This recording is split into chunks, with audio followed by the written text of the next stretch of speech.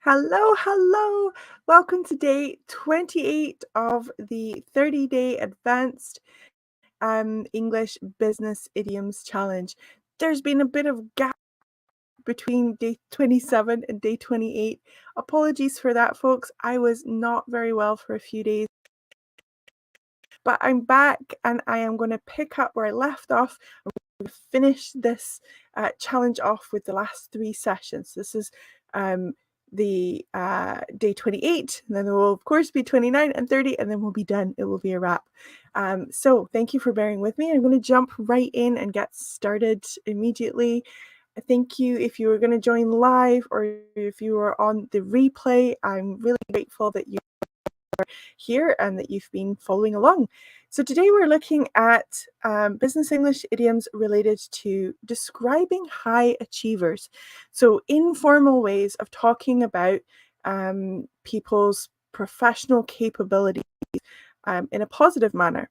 These idioms are, of course, expressions that hold a different meaning to their literal meaning, and you have to learn them.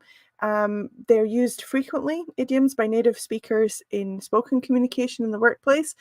We wouldn't use them in written communication because they are so informal. And because they're so informal, it's important to think about the cultural context, the way that people within your work environment are using them, and really pay attention to which idioms do you hear often, and make those idioms part of your active vocabulary. I think it's really useful to learn idioms though, because it really helps your listening skills. Hey, hello. Thank you for the nice messages saying good afternoon. I appreciate it. It's a pleasure to see you here. And you have been to many of the sessions, so thank you for coming to this one as well. And all of you who are watching, whether live or on the replay, I would really encourage you to use the idiom to practice. Ask any questions that you have in the comment section. Okay, today we're looking at these idioms: a rising star, a powerhouse, a seasoned professional, a high flyer, and a go-getter. Have you ever heard of any of those? Have a think about them. We're going to look at them in context first, and I'll read an extract at the beginning and at the end, it will just give you a feel for the idioms. Just remember, though, that when you are speaking, you wouldn't use many idioms. We are just kind of looking at them together to get a feel for them. When you are speaking, you would use them just a little bit at a time, what we would call sparingly. Okay, so this first read through, don't worry if it doesn't all make sense. Hopefully it will really make sense by the time we read through it, after we've gone through each of the idioms. Okay, here we go. As I sift through these internal applications, okay, I'm not going to stop every few seconds, but I do just want to explain. To sift through something means to sort things out and to look very carefully. And internal applications, that's when a job position is only advertised to people who actually already work at the organization. And so they're looking internally for people to promote to a higher position. Okay, so sift through means look carefully at. As I sift through these internal applications, Jonathan stands out, so he seems impressive, as a real rising star. As while he's not been working here long, he's already had a big impact. His previous work shows he's also a bit of an ideas powerhouse. His concept was central to the last campaign that did well. It's clear he's a force to be reckoned with. However, Lisa is another strong candidate. She's clearly a seasoned professional with over a decade of experience. She's also got multiple awards to her name, so you can't deny that she's clearly a high flyer too. Okay, you can't deny. That's a really nice formal way of saying you must agree with me. You must agree with me that she's great. You can't deny that she's great. Then there's Mark. I hear really good things about him. Folks say he's a go-getter with palpable enthusiasm. Palpable means really visible, like you could touch it, it's real. So with clear and visible enthusiasm, like a lot of it. So palpable enthusiasm. Mark's energy and drive could be a real asset to our team. Choosing someone for the role is a really tough call. If something's a tough call, it means it's a difficult decision. That's a really informal way of saying that. Okay, so it was a lot of idioms describing positive attributes of people who are achieving well. Let's look at them one by one. They really mean the same thing. A lot of the idioms are almost exactly the same, but we'll just look at them individually and then we'll put it all together again at the end. Okay, so a rising star. He's had some phenomenal ideas. He's a real rising star in his industry. She's doing well in her first position and is tipped to be a rising star in the marketing department. If someone is tipped to be something, that means they are being talked about in a positive way, and people are saying that they expect. So if you are tipped to be something, that means there's a group expectation that you are going to do well. So there's positive conversations happening about that person and a high level of expectation from a lot of people. So she's tipped to be means that she's expected to be. Okay, so a rising star is someone who's quickly becoming popular and successful in their field. And it has a connotation of somebody who's on an upward trajectory and is becoming very successful quite quickly. So it's an impression of very quickly attained on a high level of success. So up and comer would be a synonym. That's quite informal.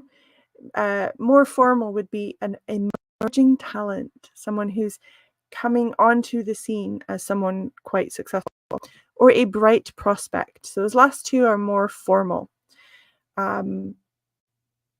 Just a reminder, because we didn't look at the collocations there, that these slides will be available in the course that we'll put together once we have completed all of the days, and it will have the slides as well as other kind of supporting material, and that will be in my free resource library.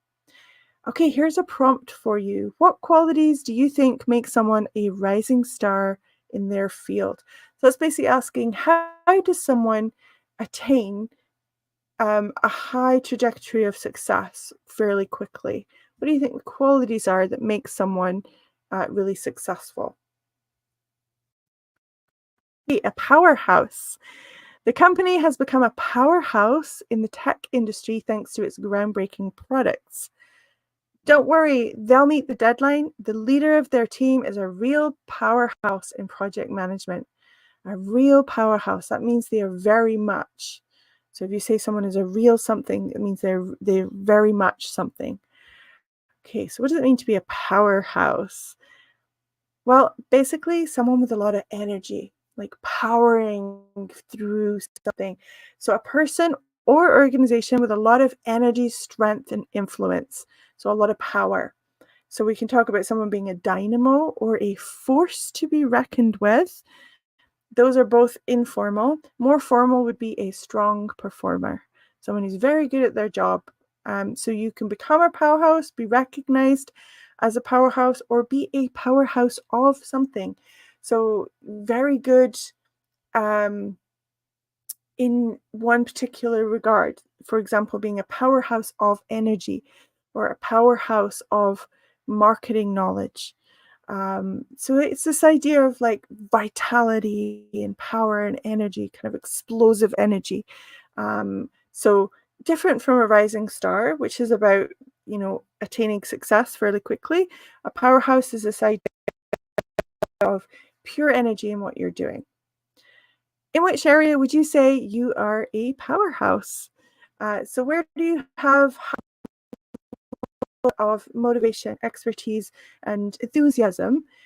Which area of your professional life would you say you are a powerhouse? Have a think about that. If you want to share in the comments, that's always really welcome, or just practice using it in a different sentence. Okay, this one is a nice one because it's quite formal. A seasoned professional. Many people would have become annoyed with the angry and rude client, but she was a seasoned professional and remained calm. The company relies on seasoned professionals to mentor new employees and guide them. Okay, so we know that a professional is someone who has a profession and they are educated and they have experience and they're qualified and they are very capable. But what does a seasoned professional mean? A person who has a lot of experience and expertise in their field. So someone passed through many seasons of working in their job. So they are really good at it and they've been doing it for a long time and they're very capable. So we can talk about someone being a veteran or an expert, an experienced professional, an experienced hand or an old hand. Um, an experienced hand or an old hand, those are quite informal. Experienced professional is more formal. But somebody who's very good at it. So if we look at that first example, it says that many people would have been annoyed by the angry and rude client, but she was a seasoned professional and remained calm. So seasoned professional has this idea of somebody who's not triggered into behaving in an informal or unprofessional way. No matter the situation, they are able to handle it because they've had so much experience doing the job. I just wanted to quickly point out the opposite of that because that's really useful to know. If someone is a novice, they are new to the job, or a new employee, they are inexperienced. Those are quite formal, appropriate ways of talking about someone who's new to the job. If they actually are, of course. If you said someone was a novice at something and they weren't, that would be offensive. But if they're new to the job, it's okay to say that they are a new employee or they are a novice lawyer or whatever. More informal would be to say that someone is a newbie or a rookie or they are green. Now, I wanted to show this collocation, a rookie error or a newbie mistake. Those are good informal ways of saying that somebody has made a mistake that only someone who's not a seasoned professional would make. Now, sometimes I talk about, oh my goodness, I just made a real rookie error. It was a real newbie mistake. Even though I've been teaching for over 24 years, I might say that if I've made a mistake that I feel, oh gosh, I would have only done that when I was a new teacher. Normally, that was a silly mistake. It was like a mistake that someone new to the job would make.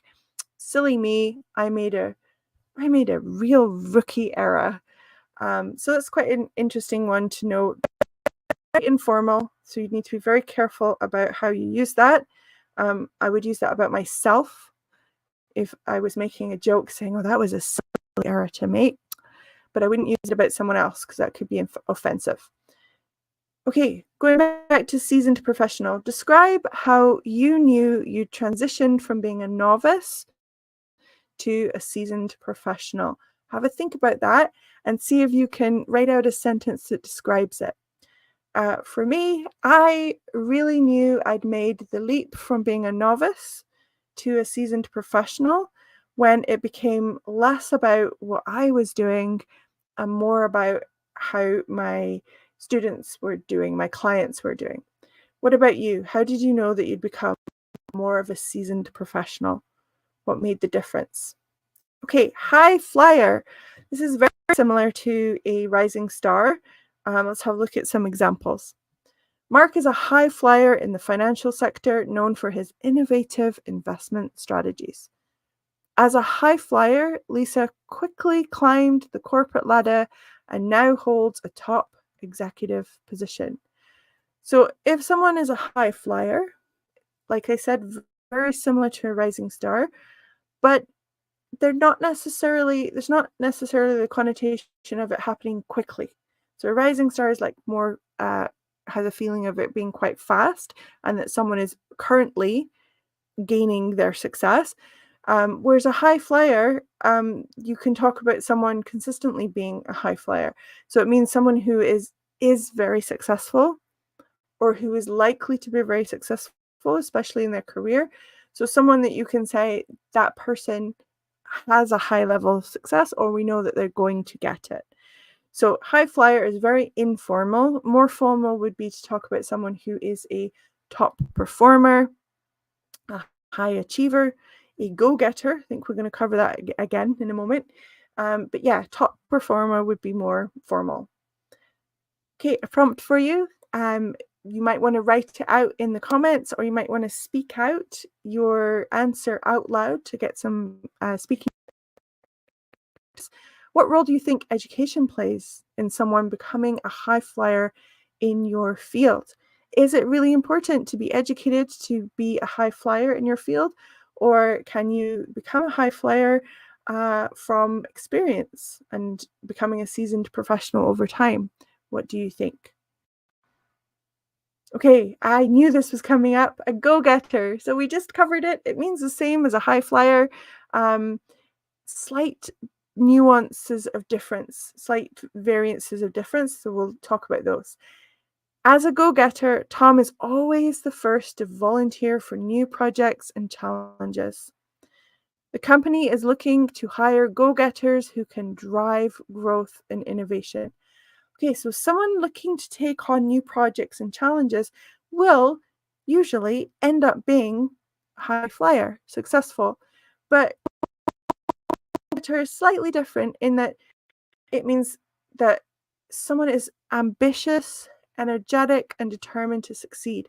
So yes, they end up being successful, they end up being a high flyer, but the definition of someone that's a go-getter is someone who is doing a lot, wanting to achieve through action.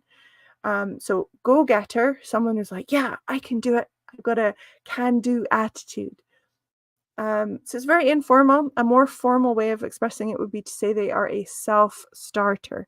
So if you were in a job interview, you would be better to describe yourself as a self-starter. And that means someone who's able to go and do things and make it happen from their own internal motivation.